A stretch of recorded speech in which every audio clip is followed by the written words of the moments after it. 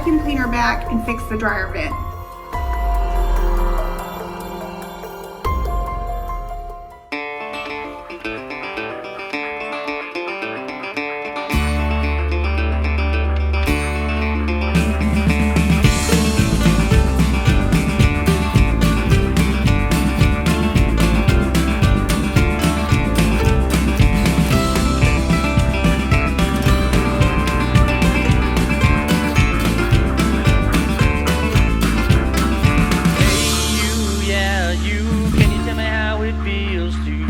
Never have enough time to play at all.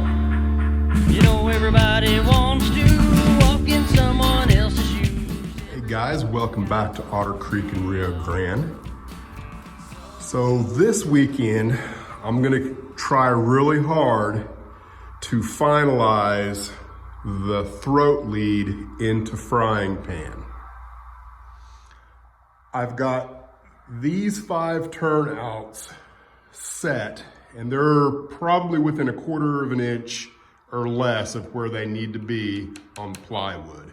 I've got the radius set in through here with some single PCB ties, and eventually I will run in with at least 1 or 2 PCB crossover ties on either side to kind of strengthen this whole area in here. So the next thing I need to do is figure out exactly where the plywood extends from this radius, which is pretty close to where it will actually be, to a piece of plywood that goes from here to here, where the spline is going to join to that piece of plywood, and I will have my east-west yard in there for frying pan.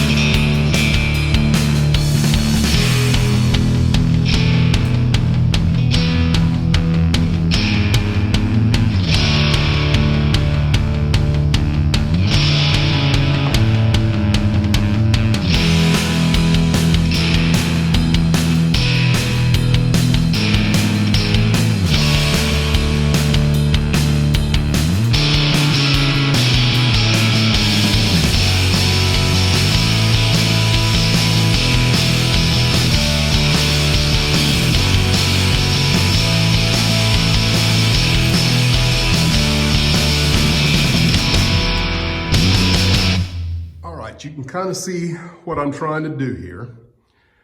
So at this end of the yard, my spline is going to come in here, and I'm going to have to come up with something in this area that the spline can rest on, like you've seen in previous videos. And then I want 60 inches, give or take, of track beyond the 3-way. And, you know, speaking about the 3-way, what this does is it saves me approximately 2 foot of space. I kind of figured that if I were to put in either number 6s or number 8s, you know, stacked on each other, I would at least on one of those tracks lose a foot and then maybe another foot on the other one. And this 3-way allows, you know, just more space, which is what I wanted. Because I figured 60 inches is about what a 10-car train is with caboose and one of my larger locomotives.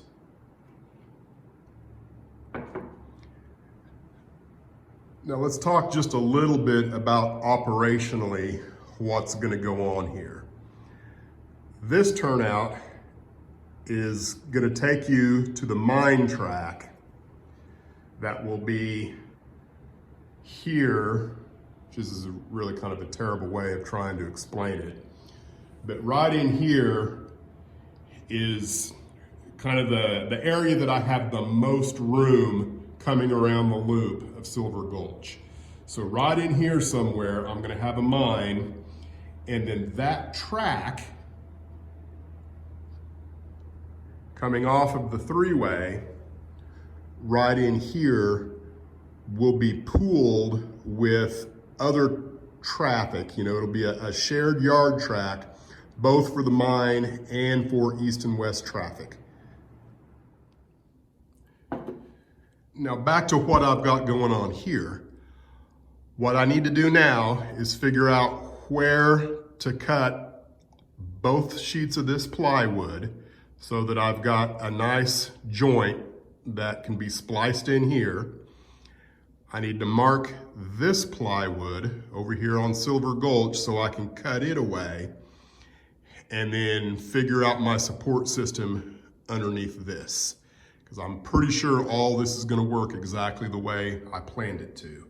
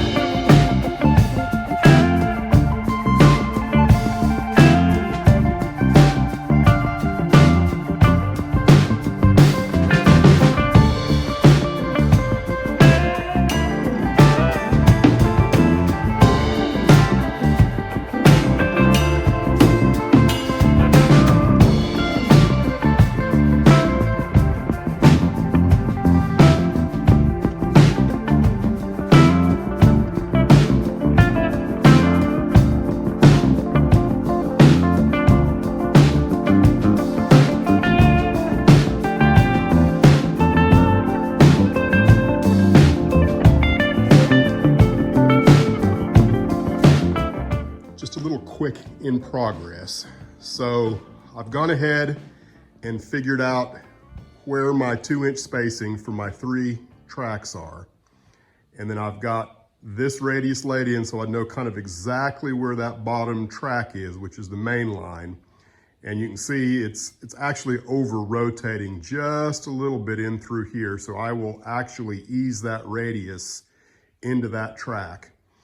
And then this track, I should be able to keep at a constant 2-inch interval, you know, parallel to that one throughout. And then of course this one interfaces down here because both of these two are yard tracks. So somewhere in through here, I will be able to gain my 2-inch track spacing before I get to this track.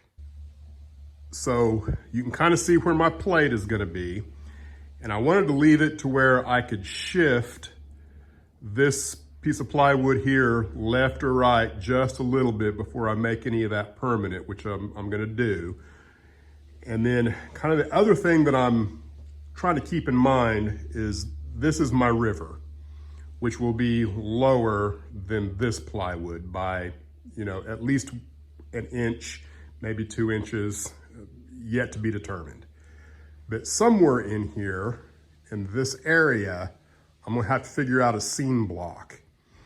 And I don't think my fascia is gonna be right butt up against the river. I think my fascia in this area will be considerably lower, I'm thinking. And I might have some cliffs and things, I don't know. But that's why I've got my river in there, is just to kind of think about this before I attempt to cut and make anything flush on either end of this piece of plywood. Okay, I had just enough cork left over from my staging yard in Silver Gulch that I had enough to cork up what's gonna be the yard for frying pan, the east-west yard. And I also got the curve done. I'll take you over and show you that. Got the cork glued in and my curved radius turnouts set in there, and everything's kind of jiving exactly the way I think it needs to. The only thing I can say right now is, I know you can't see it because all the junk on there, but where I have my next 2 3-way turnouts that are back to back, they're coming off of this track right here. And some of that's gonna have to change just because I couldn't get this pushed back far enough that it was gonna make sense to go in where I originally thought it was going to. And it shouldn't be any big deal. The only real concern I have is that if I bring these back to where that track is now, which I think would be optimal, I might have to redress my splicer plate that I have between frying pan and I guess horseshoe curve here. So that's something to consider, but it's not gonna be any big deal. It just might be something to have to deal with, but I'm not even sure I'm gonna have to deal with it. Now here, I've got my splice plate for this so that I can take off the whole yard completely, and I'll be able to detach it here and the other end where my spline comes in so that I can get to Silver Gulch. And you can't see it, I don't know, maybe you can, but I've got this line right there. I need to cut away that much of the plywood there. I want to talk just a second about scenery. So the tracks coming around Horseshoe Curve here, and no, it's not in Pennsylvania, but those tracks are going to interface right in here. So my mountain needs to be at least high enough that you completely block the view of those tracks. And, you know, up to this point, I've been referring to it as a mountain. And, you know, reality is set in, and I'm pretty sure that my mountain is not gonna be near as tall as I originally thought it was gonna be. But here's the deal. It really only needs to be high enough that it blocks your view to all of frying pan. And so I've got that figured somewhere out here, you know, wherever that begins, about 9 or 10 inches is gonna block your view to the tracks around Horseshoe Curve there. And then anything above that, like a tree, another 10 to 14 inches above that should block your view to frying pan, and then you should only see whatever mountain and terrain I have on the back side of the wall there. So I'm still encouraged. It's probably not gonna look exactly like I thought it was going to, but it's still gonna work, it's still gonna look good. It's just gonna take on a different character than maybe what I thought it did originally. So I'll come back when I've done some more work. All right, I've got the yard pretty much permified. I've went to some lengths to try and get this as level as I could, and I still have, there's a little bit of a warp in the plywood right here that I might be able to get out later on. I'm not concerned about it.